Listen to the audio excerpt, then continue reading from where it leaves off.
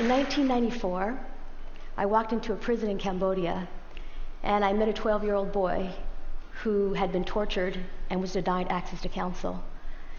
And as I looked into his eyes, I realized that for the hundreds of letters that I had written for political prisoners, that I would never have written a letter for him, because he was not a 12-year-old boy who had done something important for anybody. He was not a political prisoner. He was a 12-year-old boy who had stolen a bicycle. What I also realized at that point was that it was not only Cambodia, but of the 113 developing countries that torture, 93 of these countries have all passed laws that say you have a right to a lawyer and you have a right not to be tortured.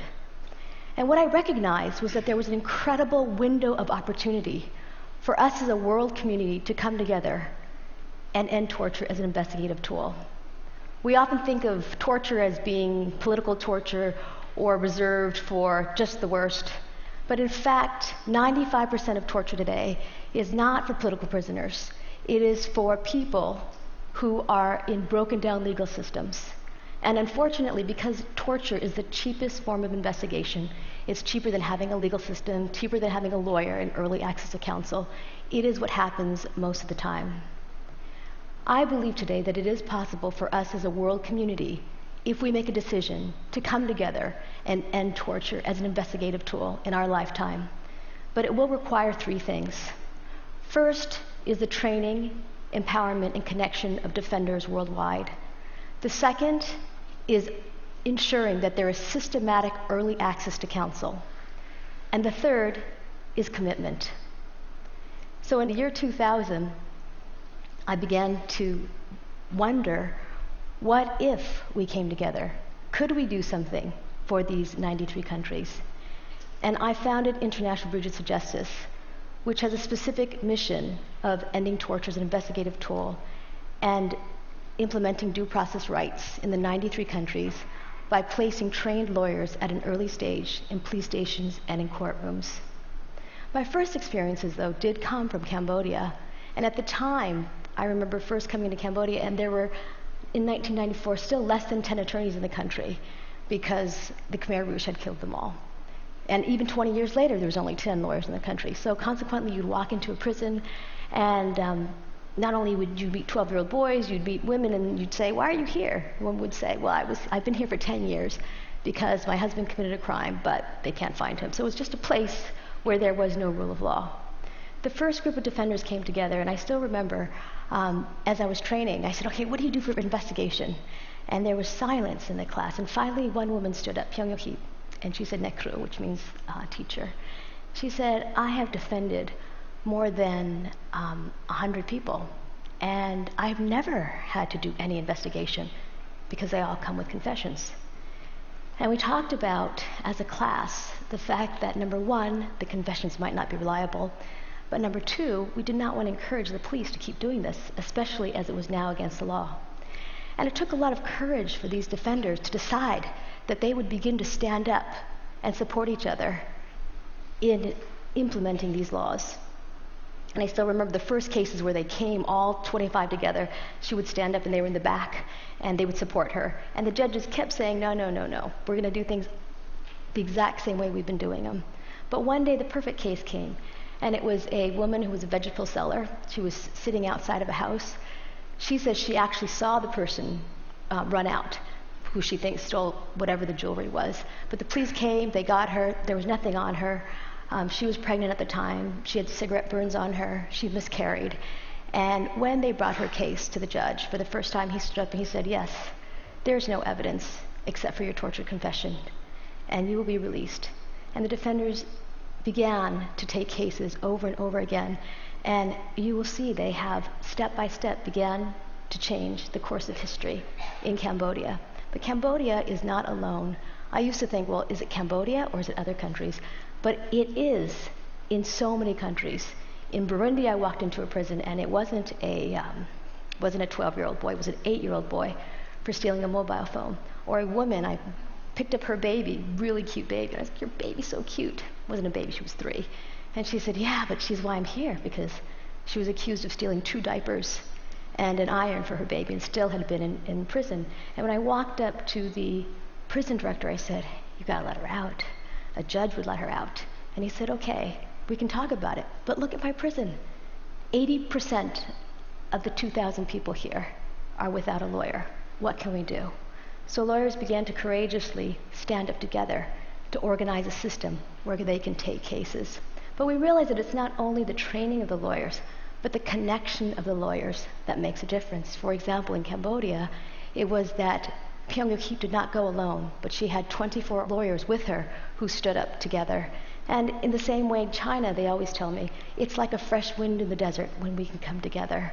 Or in Zimbabwe, where I remember Innocent, after coming out of a prison, where everybody stood up and said, I've been here for 1 year, 8 years, 12 years without a lawyer. He came and we had a training together. And he said, I have heard it said, because he had heard people mumbling and grumbling, I have heard it said that we cannot help to create justice because we do not have the resources. And then he said, but I want you to know that the lack of resources is never an excuse for injustice. And with that, he successfully organized 68 lawyers who've been systematically taking the cases. The key that we see, though, is training and then early access. I was recently in Egypt and was inspired to meet with another group of lawyers. And what they told me is they said, hey, look, we don't have police on the streets now. The police are one of the main reasons why we had the revolution. They were torturing everybody all the time. And I said, but there's been tens of millions of dollars that has recently gone into the development of the legal system here. What's going on? I met with one of the development agencies, and they were training prosecutors and judges, which is a normal bias as opposed to defenders. And they showed me a manual, which actually was an excellent manual. I said, I'm going to copy this. It had everything in it. Lawyers can come at the police station. It was perfect. Prosecutors were perfectly trained. But I said to them, I just have one question, which is, by the time that everybody got to the prosecutor's office, what had happened to them? And after a pause, they said, they had been tortured.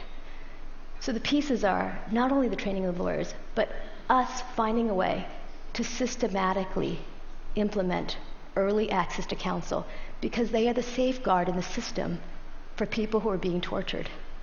And as I tell you this, I'm also aware of the fact that it sounds like, oh, okay, it sounds like we could do it, but can we really do it? Because it sounds big. And there are many reasons why I believe it's possible. The first reason is the people on the ground who find ways of creating miracles because of their commitment. It's not only Innocent, who I told you about in Zimbabwe, but defenders all over the world who are looking for these pieces. We have a program called Justice Makers, and we realize there are people that are courageous and want to do things, but how can we support them?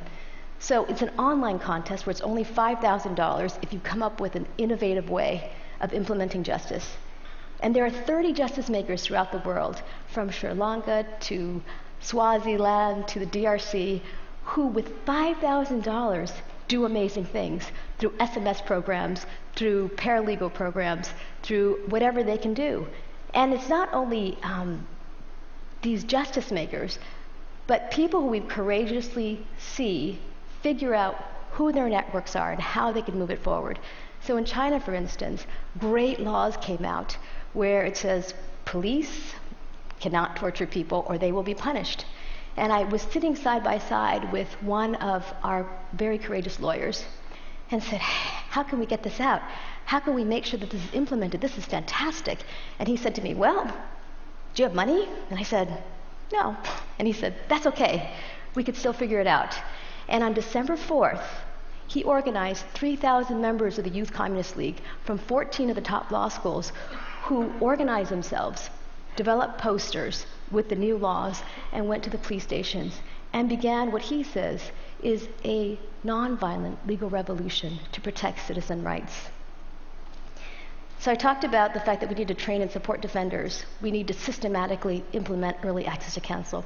But the third and most important thing is that we make a commitment to this. And people often say to me, you know, this is great, but it's wildly idealistic, never going to happen. And the reason that I think that those words are interesting is because those were the same kinds of words that were used for people who decided they would end slavery or end apartheid. It began with a small group of people who decided they would commit.